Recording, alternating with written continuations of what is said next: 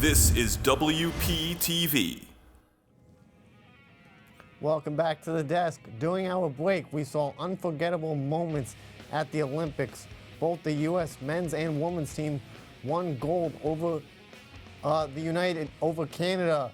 The U.S. men's team got their first victory since the 1980 Miracle on Ice, and the late Johnny Gaudreau was honored on the ice. Here to wrap things up is Baylee Matthews, Jason Hook, Matthew Zoppi, and David Gordon. Just like we all thought, the United States and Canada fought for gold. Jason, tell us how that went.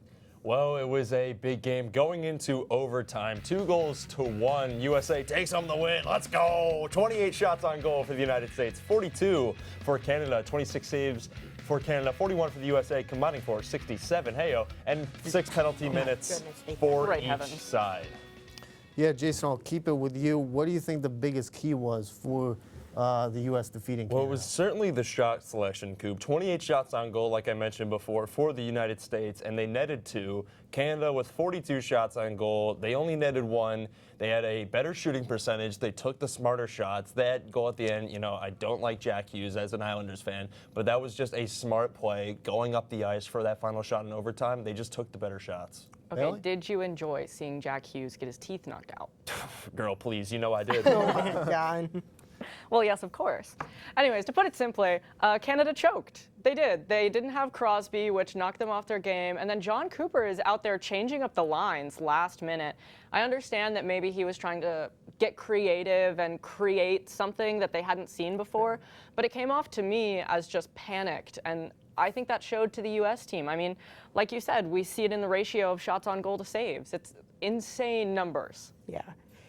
Zoppi, I'll swing it to you. It's a masterclass of goalkeeping from Connor Hellebuyck. Their XG, which is expected goals, Canada was 6, the U.S. 2. Connor Hellebuyck overperformed by 5 goals. 5 goals he prevented from his insane goalkeeping. Also, Canada being all out of sorts. Even though they have by far the best, they have the, other than goalkeeper, which became the biggest factor why they lost, Canada was much better on paper than the U.S. But it came down to Connor Hellebuyck and his amazing saves. Girl, please, I wanted to see Canada win so bad. I know.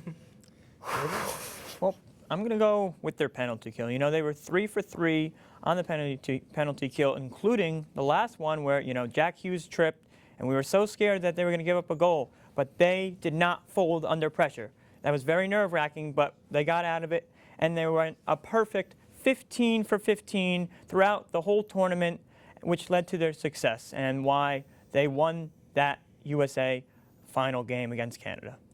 The women's team also won gold in overtime against Canada. Matt, tell us how this game went. Well, USA, final score, USA 2, Canada 1. Shots on goal, 28 for the U.S., 29 for Canada. Saves, the U.S. had 30 to Canada's 31. And penalty minutes, USA had 4, Canada 2. And Hillary Knight, Haley Stern, Taylor Hensley, and the legendary Megan Gruen all agree this is the best team they've seen in women's hockey history. Matt, I'll keep it with you. What do you think stood out with this line? Well, it's their defense. They conceded 2 goals this entire tournament. 2 goals, which is unbelievable. And they had like 5 shutouts, which has never happened before. 5 shutouts. Jason? I think you can make the case that Caroline Harvey, Megan Keller, and Jenny Potter are 3 of the top 5 women's hockey players right now in the nation. It's all about the roster construction for this team. They were just the better team than Canada. They played an amazing game at the Melania Santa Julia. I don't think it's Melania. Milano Milano Santa. Yeah, that sounds about right. All 3 of them are tied for 5th all time in total points for U.S. hockey in a single tournament in the Olympics. This was a fantastic showing from the big 3, probably the big 3 right now in all of women's hockey. Mm-hmm. Absolutely, I agree. Baylee? I think it has to be timing. I mean, they have such a good mix of veterans and newcomers. They have 7 college players. It's Hillary Knight's last Olympics, which, again, perfect timing. She's first among all American hockey players in goals, regardless of gender. Like you said, MVP, Caroline Harvey, best defender, best plus minus, most assists, most points for a defenseman. Right, insane. Reigning MVP Taylor Hayes is still playing for them. Their goalie, like Matt said, set the Olympic record for most shutouts. And then 10 players on the women's team got 5 points or more, which the country behind them has 6 less than that. So only 4 players on Canada, I believe, could score 5 points or more. And on America's team, 10. I mean, those numbers are like almost unbelievable. Like, that's insane. I like watching that gives me like a new vigor for how much I love hockey. Like, it was just phenomenal. Absolutely. David, I'll finish it off with this question. What do you think stood out with this line? Well, I got to go with this. They just had a very special bond, you know, just like the men's team. They built off the team chemistry. And when you have excellent team chemistry, it's going to help you win games, and which is why they went absolutely perfect throughout the tournament. And something special I want to note is, you know, they went to a team dinner in Italy after winning the gold medal, and something that the men's, you know, the men's team had a good bond, but something that you know, upset me a little bit is of course they saw the president, but one thing they did was McDonald's, you know? Like, I mean, that's my favorite restaurant. and that's That's why I look like James Harden. you know, why couldn't they have done a steak dinner, you know? But that's why the women's team had that special bond and why they won the way they did. Yeah, because they ate dinner with Stanley Tucci instead. Yep. And Zoppi, we'll get to James Harden on the next segment. Both the men's and women's teams have an ongoing rivalry with Canada. For the women's team, it's been a coin toss for who will win gold since 1998, when the women's hockey first entered the Olympics. For the men, they have struggled to keep up with Canada at the international games for years. Could this victory for the men's team heat up the rivalry, or will it fizzle out, I should say? And I will stick with you, Jason. What do you think on this? Well, I think we're going to see a rise in American viewership after both gold medals, and we are going to see, you know, it's not HBO, it's on, what was it on? NBC. NBC, it's not HBO, but we will be watching heated rivalry for years to come in the Olympics, because right now these are the 2 best programs. I don't care about, you know, Finland. They're too small. They are too small, Yeah. Matthew. We got some big boys on this USA team. So you know what? We're looking at probably the biggest rivalry that hockey has seen in the Olympics since the Miracle on Ice. Absolutely. Zoppi, do you think this rivalry is heating up? Or fizzling out? Absolutely. This probably is right now the biggest rivalry in like all sports, regardless of sport, regardless of like, this is like, we haven't seen a rivalry like this in sports since Lakers Celtics,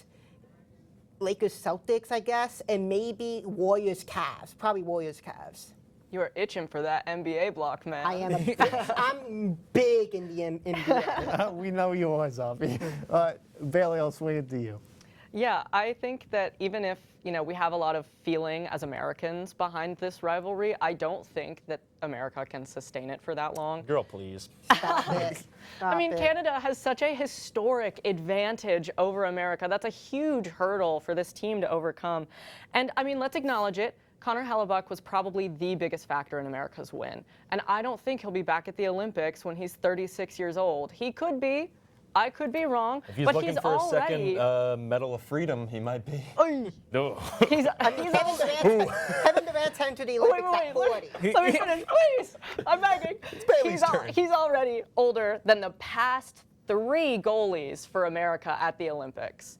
Like, it's been what, 12 years of guys younger than him, and I don't. 36 would be insane. If he could do it, good for him. But I really doubt that we can sustain this. Patriotism is one hell of a thing. David, finish it off with this question. Is it fizzling out, this rivalry, or is it heating up? Oh, it's 100% heating up. You know, coming off the Four Nations face-off last year and this gold medal game, you know, they both have 1 win now. So, you know, they're a little bit of a tiebreaker. So they need that equalizer game to, really break that tie. And girl, please, I honestly think it's going to be the USA that takes the next win between these two. This is a heated rivalry for many, many decades, and this is why, it's heating up now, and I don't see any signs of slowing down. Okay, Diva. Speak on it, David. Both the men's and women's teams have been making headlines nearly every post-win, and this could affect viewership in the NHL and the and the PHL. Girl, please. Oh yeah, go Oh, my please. goodness. I've been doing a lot of talking here. Baylee, I'll start with you. What do you think? Yeah, I think that hockey across the board, NHL and PWHL, have both seen an introduction of new demographics. Especially, we keep talking about heated rivalry. We keep making mentions to it. Having a gay hockey show has brought a lot of different people to the NHL that I don't think were there before. And unfortunately, I think the recent actions of the men's team has greatly overshadowed their win. I'm unsure if this kind of controversy will drive viewership up for the NHL, considering their target demographic. But as far as the PWHL goes, I think the combination of phenomenal performance and the amount of press coverage that has been generated for them because of the actions of the men's team could really push them into a record-breaking year. Jason? I like what you say about the men's team's actions. I'm going to talk about what the women's team decided to do, and I think that that's going to drive a huge increase in viewership for this league because of their actions, because right now they are probably the biggest topic in hockey over the men's team, over the NHL in general. I think we're going to see the PWHL have a kind of, and it's early on right now, but they're going to have a renaissance kind of era like we saw in the early 2000s with the WNBA, where this is going to be the biggest time for women's sports right now. We just saw Clarke last year and a huge rise in college women's sports after that. With Paige Beckers. And exactly. And now I think we're going to see that rise continue and move into other sports such as hockey. Matthew Zoppi, what do you think this is of This help? is talking about the last topic. This is going to have a similar effect to what we had in the WNBA and women's college basketball, which is now like the arguably like college women's basketball is the third biggest college sport.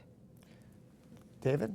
I'm going to go with more international viewers because this Olympics drew in 63% of viewers outside of Italy, that being hockey. Hockey was the most watched sport in Olympics, men and women's, and so we're going to see a huge, increase in viewership in both NHL and PWHL, and which is why I'm, being how it was, the women's, I think they're going to gain so much more because we have probably a lot of new fans that came in. So I expect the PWHL and the NHL viewership to skyrocket in viewership. Girl, please, come on. Okay. Yeah, I don't think I've ever had anyone ask me about hockey so much in my life as of right now. Yeah, this is a complete renaissance. Like, this is like what I was like in 2024 when everybody talked about Clarke in the WNBA. Totally. All right, we're going to flip the script to the NBA with Bijan next on WPTV.